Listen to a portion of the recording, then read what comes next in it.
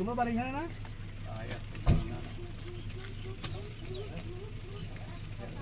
আইও এইদিকে আইও। এই ব্যাপারে আশ্বস্ত করছে যে তোমাদের এখানে কোনো রকম ডিস্টার্ব হইতো না, প্রতিশ্রুতি দিছেনি যে তোমাদের কোনো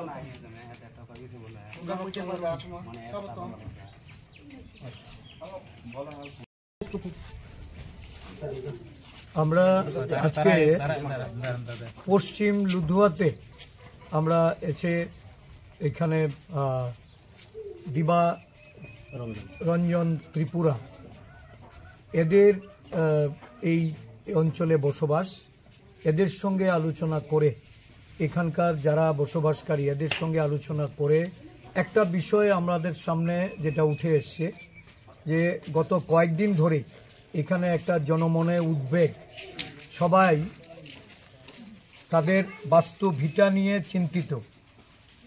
সরকারের তরফে একটা এখানে শিল্প দপ্তরকে কিছু জায়গা অধিগ্রহণের মাধ্যমে প্রদান করার যে পদক্ষেপ নেওয়া হয়েছে, দেখা গেছে প্রায় 450-র মতো পরিবার এই অঞ্চলে বসবাসকারী আদিবাসী পরিবার, তারা স্বশাসিত জেলা পরিষদের এলাকায় বসবাস করছে।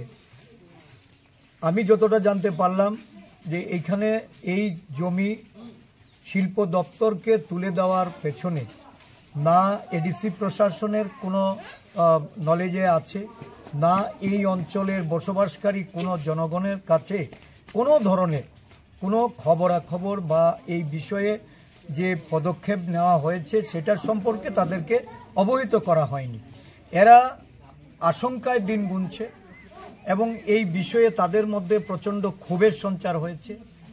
এই অঞ্চলে বসবাসকারী যারা, তারা প্রায় আজকে 150 বছর এখানে বসবাস করছে, 3-4 প্রজন্ম এখানে এরা বসবাস করে, এখানে চাষাবাদ করে বিভিন্ন দৈনিক দিন মজুরিতে তারা কাজ করে সংসার প্রতিপালন করছে।